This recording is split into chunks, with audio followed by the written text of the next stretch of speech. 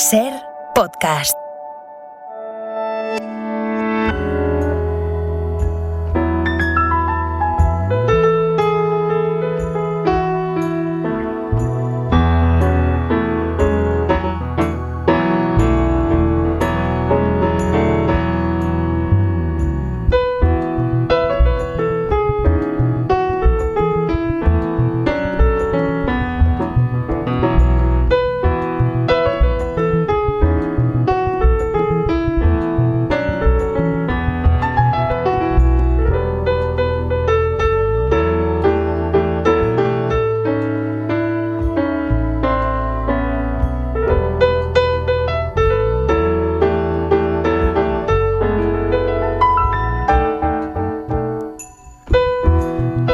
Ramón Lobo tendría que estar ya en el estudio, pero como saben nuestros oyentes, ha tenido que tomarse iba a decir un descanso, pero en realidad ha tenido que tomarse un tiempo para luchar. Ayer en el programa hablábamos de 5 mujeres que tenían que enfrentarse al cáncer de mama.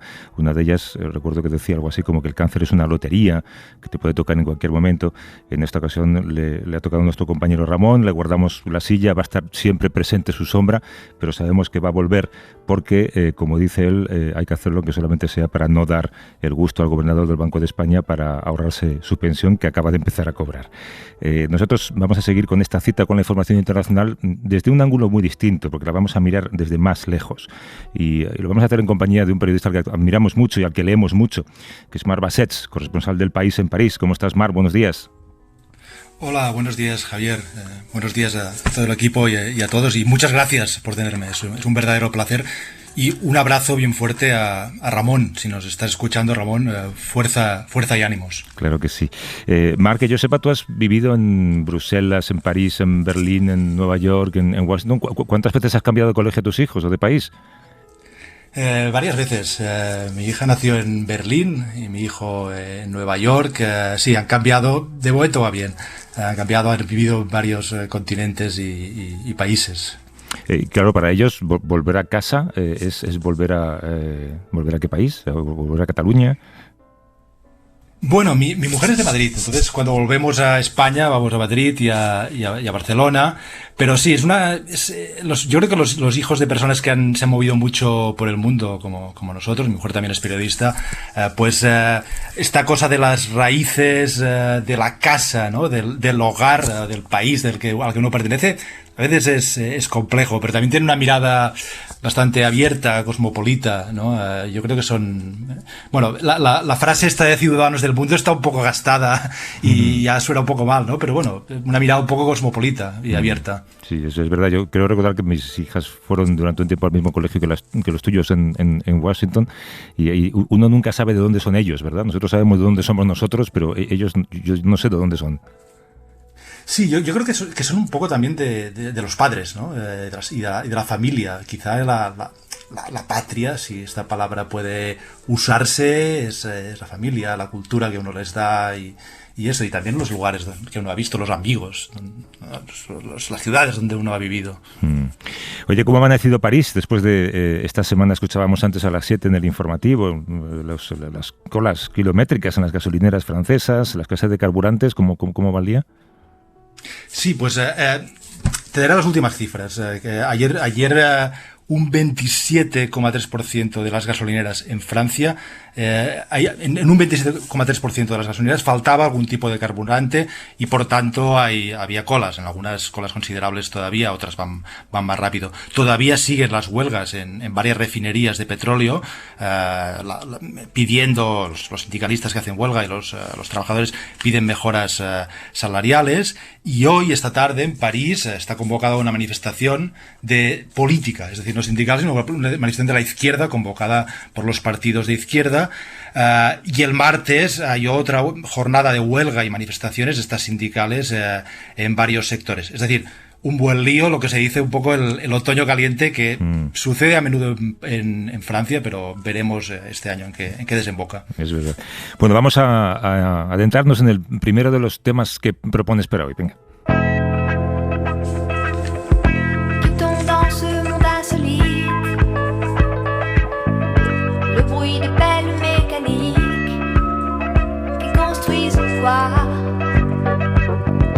Faisant taire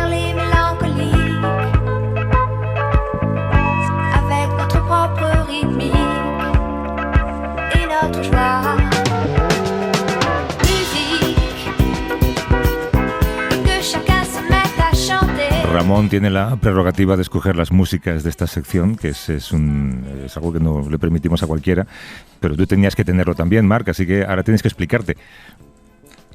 Sí, pues esta canción se llama música, ¿no?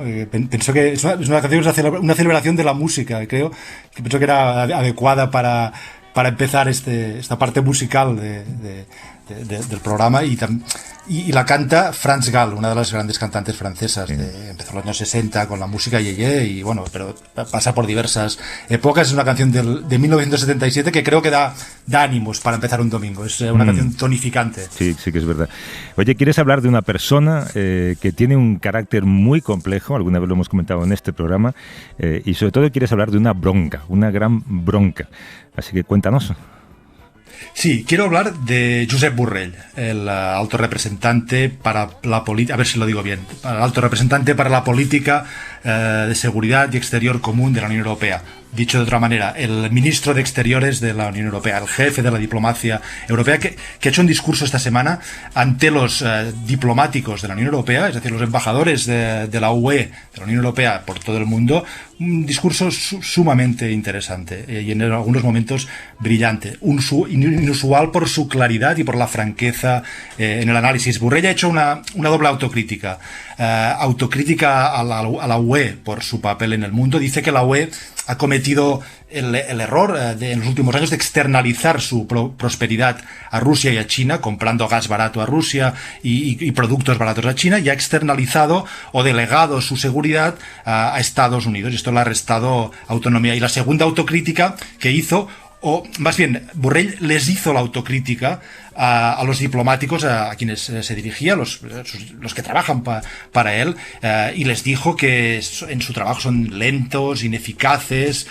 Les dijo que Borrell dijo: yo me entero muchas veces de lo que ocurre en vuestros países, los países donde los diplomáticos están destinados, me entero por los periódicos, no por los informes que me hacéis, ¿no? Y este discurso es poco frecuente, es decir, es habitual que un jefe lea la cartilla a sus trabajadores, les diga lo que no les parece bien en su trabajo, cómo mejorarlo, pero que lo diga en público y con la contundencia con lo que ha hecho esta semana Josep Borrell. Esto es mucho menos frecuente.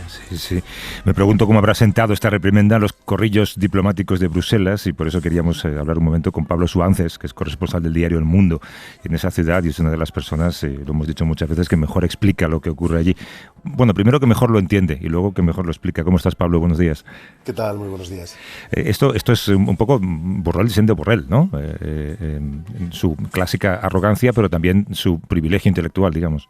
Totalmente. Borrell es uno de esos pocos personajes que en la burbuja comunitaria sí que destaca efectivamente por su carácter imprevisible, volcánico, sumamente arrogante, agresivo, pero también porque es uno de esos que levanta la voz cuando hay que levantarla, que rompe los consensos y que se atreve a desajustar, a mover, a sacudir a un cuerpo diplomático, burocrático, funcionarial muy bien pagado, muy acostumbrado, muy bien formado, pero también muy anquilosado, que responde al mundo de ayer y no al mundo de hoy, como les dice en el discurso, que se toma ese trabajo casi muchas veces como unas vacaciones, no entiende que está en un modo de crisis y que si él debería ser una de las personas más informadas del mundo, necesita que sus ojos y oídos por todo el planeta reaccionen. Y él les decía: mandadme un mensaje, un WhatsApp, un telegrama, haced algo, pero no puede ser que tardéis días o semanas en enviarme algo que yo estoy viendo en tiempo real en la televisión. ¿Cómo ha sentado? Pues regular. Fíjate, hay una parte del discurso de Borrell que dice que la Unión Europea todavía funciona como silos, que cada institución va por libre. El mejor ejemplo es, como decía Marc, que él es no solo el alto representante para la política exterior y de seguridad, sino también es vicepresidente de la Comisión. Y aquí hay el mejor ejemplo de este caos es cuando él va al Parlamento Europeo y en la presentación dicen: el alto representante y vicepresidente de la Comisión que actúa en nombre del Consejo viene a hablar al Parlamento. Y ahí ya todo el mundo se ha perdido y no sabe lo que hace. Pues el mejor ejemplo de esos silos, de esa división, de ese anquilosamiento, es que al día siguiente de este discurso formidable de Borrell, que sacudió Bruselas, que generó una antipatía muy grande entre muchísimos funcionarios, que se sintieron ofendidos, atacados injustamente, es que la presidenta de la Comisión, la jefa de Borrell, fue ante el mismo cuerpo diplomático, les dio un discurso y les dijo 3 veces que estaban haciendo un trabajo estupendo y fantástico, que siguieran haciendo lo mismo, que eran los ojos y los oídos de Bruselas, y que todo muy bien y que todo para adelante. Marc. Hola Pablo, ¿qué tal? ¿Qué tal? ¿Por qué crees que Borrell hace este discurso justo ahora y con estos modos, o con esta manera brusca, clara o lúcida, se puede decir también? Pues mira, yo creo que hay 2 o 3 razones. La primera es porque es Borrell y le apeteció en ese momento. Él creía que había que hacer algo y no piensa las cosas 2 veces, no cree. Él muchas veces habla por sí mismo y no por las instituciones. Vio que lo que él considera que debería funcionar no está funcionando y tenía la ocasión perfecta. En vez de enviar un email, os tengo a todos delante, se acabó la pandemia, ya no hay una teleconferencia y vengo a sacudiros un poco. Es primero porque él consideró que había que hacerlo y sacudido. La segunda razón, porque yo creo que él se da cuenta de que tal y como funciona esta política exterior de la Unión Europea, en la que él no acaba de ser un ministro de Exteriores, aunque le gustaría, sino no deja de ser una especie de jefe de la diplomacia, coordinador de los ministros y de este cuerpo diplomático, no se ajusta a las necesidades de este siglo XXI. Él les está diciendo: el mundo está cambiando y no os dais cuenta, porque no funcionamos como respondiendo a las amenazas, al modo de crisis que tenemos que funcionar, sino como al mundo de ayer, donde las cosas iban bien y vosotros erais simplemente una especie de representantes que ibais a fiestas y cócteles y explicabais que la Unión Europea es algo muy bonito. Él lo dijo en otro discurso del día después: un jardín, mientras el resto del planeta es una jungla. Y él cree que esto hay que cambiarlo y que tiene que haber una reestructuración de la forma de ejercer esos canales de comunicación. Y yo creo que quizás la tercera razón, y la más importante, es que él ve que la Unión Europea no está ni preparada ni en el mecanismo mental adecuado para responder a esos desafíos. Cree que eso, hay una referencia que él hace durante el discurso a lo que se conoce como el Brussels Effect. Es como la Unión Europea no es una potencia geopolítica, no es una potencia militar, pero es una potencia comercial y de generar estándares. Hay un libro muy famoso de una anglo-finlandesa que se llama Anu Bradford, que se llama este efecto Bruselas, en el que dice que la Unión Europea es la que genera estándares de todo el mundo, estándares digitales, medioambientales, y eso está muy bien, pero no puede bastar cuando, dice él, China y Estados Unidos, su competencia está reconfigurando el planeta, cuando Rusia está invadiendo y cuando hay ese auge de los movimientos no democráticos que están vendiendo un discurso mejor que el nuestro. Entonces dice, tenemos que cambiar este discurso.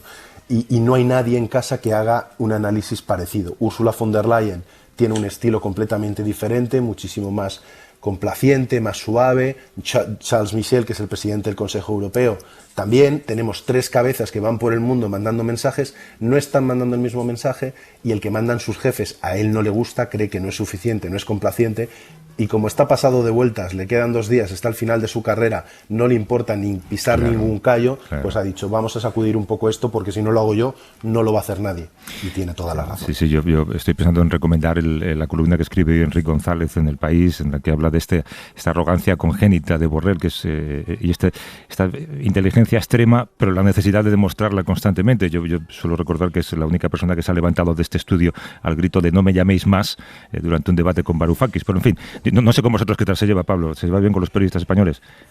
Mira, yo con él me llevo bien y depende del día. La respuesta es depende del día, porque pero él yo creo que no lo oculta nunca. Es una persona complicada, tiene unos niveles de exigencia muy altos, tiene un nivel de estrés también muy alto y tiene una paciencia muy, muy escasa.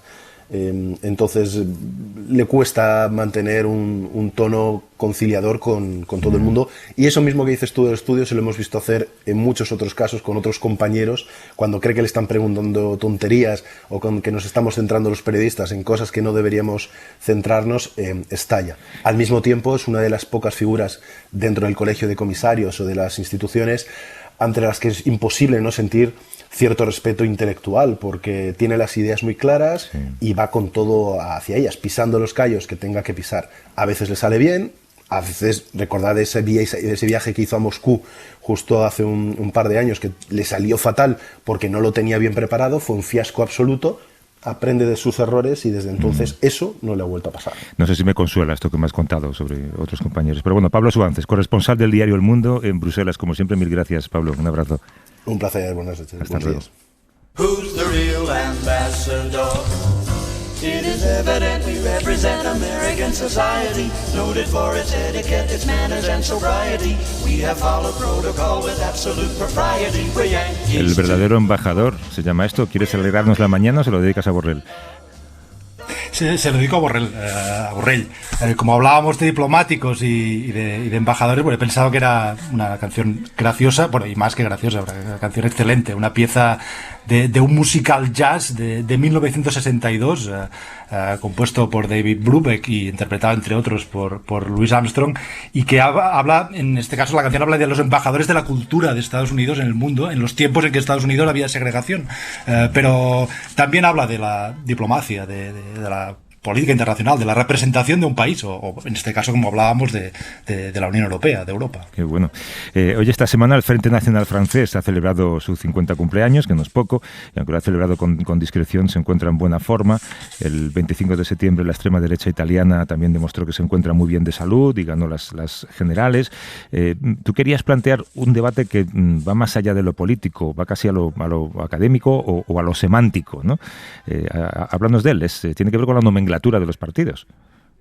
Sí, la nomenclatura y las etiquetas. Mira, el escritor Albert Camus decía una frase muy importante, yo creo, y no solo para el tema que tratamos, pero en general. Camus decía: nombrar mal un objeto es contribuir a la infelicidad del mundo. Nombrar mal un objeto es contribuir a la infelicidad del mundo. Es importante dar el buen nombre a las cosas, decir las cosas correctamente. La cuestión aquí es la importancia de las etiquetas que ponemos a los partidos políticos, cómo los nombramos, ¿no? No es tan sencillo, creo. Es un debate que a la vez es político y es académico. Por ejemplo, extrema derecha. Estábamos hablando del Frente Nacional. La extrema derecha ha llegado también al poder a Italia. No es un término que suelen elegir o exhibir a quienes se les aplica, porque extrema derecha, además de describir, porque describe a ciertos partidos, también califica, o podría decirse también descalifica. Nadie, al menos entre los partidos de los que estamos hablando, quizá un grupúsculo sí, pero nadie lo reivindica, ¿no? Entonces, para mí, la cuestión es cuál es la etiqueta que nos ayuda mejor a entender estos fenómenos. Marine Le Pen, Giorgia Meloni, cuál nos ayuda mejor a describirlos y a entender qué está sucediendo con estos partidos que reciben millones de votos en Europa, que algunos ya están en el poder y algunos están muy cerca del poder. Guillermo Fernández Vázquez es doctor en ciencia política y es autor del libro ¿Qué hacer con la extrema derecha en Europa? El caso del Frente Nacional. ¿Cómo estás, Guillermo? Buenos días. Hola, buenos días. Es lo que dice Marc, extrema derecha califica y descalifica al mismo tiempo. Ellos nunca quieren ser llamados así. A la ultraderecha que tenemos en España, por ejemplo, a Vox, ¿cómo la describirías o cómo la llamaríamos? Pues yo creo que depende de dónde queramos enfocar, ¿no? Si nos fijamos en la estrategia política de Vox, quizás el nombre más adecuado sea el de derecha radical o derecha alternativa, ¿no? En la medida en que su objetivo actualmente es reemplazar, ¿no?, a la derecha convencional y ocupar ese espacio político, ¿no?, como ya ha pasado, por ejemplo, en Francia o en Italia. Pero en cambio, si lo que nos fijamos más bien es en la ideología, yo creo entonces que el nombre más adecuado para Vox sería algo así como derecha posfascista, ¿no? En la medida en que, aunque no quieren reinstaurar el franquismo o el fascismo, sí que beben de esas fuentes políticas, ¿no?, y culturales. O sea que yo me quedaría con esos dos, ¿no? Si nos enfocamos en la estrategia, lo llamaría derecha radical o alternativa, y si nos fijamos en la ideología, ya hablaría de derechas posfascistas. Marc. Hola, Guillermo, ¿cómo estás? Hola. No sé si recuerdas que nos conocimos en un congreso del Frente Nacional. Precisamente, lo estaba recordando esta mañana, el día en que el Frente Nacional decidió cambiar el nombre. Decidió cambiar su etiqueta. En 2018, sí. Paradoja. 2018, y pasara en Lille, en el norte de Francia, y pasó a llamarse Rassemblement Nacional, yo lo traduzco por reagrupamiento nacional, pero puede ser Unión Nacional, agrupación nacional. Y esto es bueno, yo como corresponsal en Francia, que escribo bastante sobre este fenómeno, a veces tengo el dilema. Yo suelo escribir Le Pen, Frente Nacional, Reagrupamiento Nacional, que es de extrema derecha, pero la verdad es que hay un debate y hay argumentos de peso que cuestionan esta etiqueta, que dicen, por ejemplo, que Le Pen, Frente Nacional, no es un partido que quiera abolir la democracia o que utilice la violencia para llegar al poder, como es la tradición de la extrema derecha. ¿Tú qué etiqueta pondrías a Le Pen y a su partido, Guillermo? Pues claro, yo realmente, yo creo que es una buenísima cuestión, ¿no? Y también cómo a ellos les gusta, cómo se autodenominan ellos mismos, ¿no? Que nunca coincide con la forma en la que les denominamos nosotros, ¿no? Bueno, yo creo que durante mucho tiempo, ¿no? El vocabulario académico, politológico y el periodístico, ¿no? Ha tendido más bien a subrayar la faceta de que son un peligro para la democracia y para los valores liberales, ¿no? Y por eso se han usado tan frecuentemente estas etiquetas de extrema derecha, ultraderecha, extremistas, etcétera, etcétera, ¿no? Pero yo creo que en el momento actual, y teniendo en cuenta que son partidos que están y que han llegado para quedarse, que en la mayor parte de los países europeos están entre el 10 y el 20% de los votos, o en algunos países más, yo creo que a lo mejor habría que ajustarlo más, habría que tener más precisión. Y ya digo, hablar o bien de derecha radical o derecha alternativa radical por esta voluntad de sustituir a los demócratas cristianos en la posición, digamos, en esa posición central, en esa posición de ser el primer partido de la oposición o incluso el partido gobernante. Y por otro lado también esta idea de derecha posfascista, ¿no? Porque bebe de esas fuentes ideológicas, ¿no? Y de esas fuentes culturales y políticas, mucho más que la derecha, digamos, convencional, ¿no? Has dicho posfascista. Entonces, bueno, yo les llamaría así. Es verdad que en Francia, por ejemplo, a una parte, ¿no? del partido de Marine Le Pen le gusta autodenominarse derecha identitaria, ¿no? Pero ¿por qué? Porque ponen mucho énfasis en esto de la identidad nacional, ¿no? Pero en España, por ejemplo, sería raro, porque el término identitario, no sé, creo que nos recuerda o alude más a los nacionalismos identitarios o a los nacionalismos periféricos, no sé, creo que enreda más, ¿no? Que otra cosa. Pero no has usado el término posfascismo, porque la palabra fascista alude a un periodo pasado. Supongo que habría que reformular de alguna manera cuando definimos a un partido como fascista. Claro, yo creo que ahí, o sea, no es lo mismo decir posfascista que neofascista, ¿no? Yo creo que estos partidos, ninguno de ellos pretenden reinstaurar, ¿no? el fascismo o el franquismo, no quieren hacer una especie de fascismo 2.0, ¿no? Pero sí que beben de esas fuentes, ¿no? Y lo mismo que, por ejemplo, cuando hablamos de partidos como Chega o como Izquierda Unida o como la Francia Insumisa, podemos hablar de izquierda postcomunista y no neocomunista. También me parece que es una nomenclatura adecuada, ¿no? Llamarlos posfascistas en este sentido, ¿no? En el sentido de que son herederos, en cierto modo, y herederos intelectuales, ¿no? De ese pensamiento, ¿no? Guillermo Fernández Vázquez, que es doctor en ciencia política, autor del libro ¿Qué hacer con la extrema derecha en Europa? El caso del Frente Nacional. Gracias, Guillermo. Un abrazo. Muchísimas gracias a vosotros. Hasta luego. Tutta la volontà d'un tratto se ne va di fronte all'ovvietà. Tutto questo è immensità e lavorare per 10 Bueno, ya ves, Marc, que se pasa muy rápido, ¿eh? Sí. Volando. Te metes en conversación y rápidamente se acaba el tiempo y te gustaría que fuera mucho más. El título de esta canción es Inmensidad, que es un poco a lo que nos enfrentamos en esta sección, ¿no? Sí, es una canción contemporánea esta, de un músico turinés, de Turín, en Italia, que se llama Andrea Laszlo De Simone. Andrea Laszlo. Marc, descansa, disfruta de este domingo y mil gracias por estar ahí. Te escuchamos el domingo que viene. Un abrazo. Muchas gracias, un abrazo, Javier.